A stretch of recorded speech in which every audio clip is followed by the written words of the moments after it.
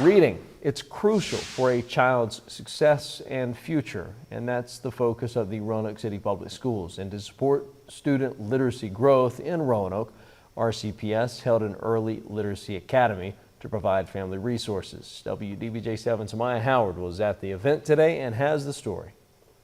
Roanoke Public Schools hosted an early literature academy to help parents incorporate literacy resources into their homes. Superintendent Dr. Verlita White says it's crucial to introduce literacy skills early in every grade level. We want to start early with our students to build in those foundational skills when it comes to phonics, phonemic awareness, comprehension, fluency, all of those good skills, foundational skills that will carry students for the rest of their lives. All of that starts early. Dr. White says when foundational skills are not introduced early, parents will start to see the learning gap in other academics. Let's think about it. The SAT actually is a literacy assessment. You have to understand the question before you can even get to the algorithm, right? When you get to solve the problem. Everything really harkens back to being able to read well, to write well, to speak well, to communicate well.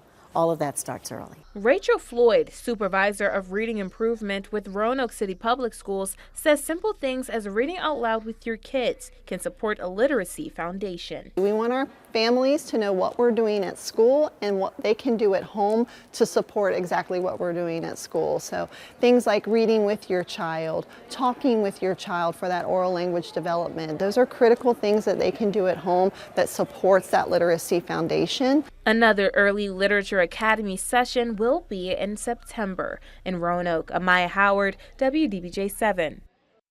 In Christian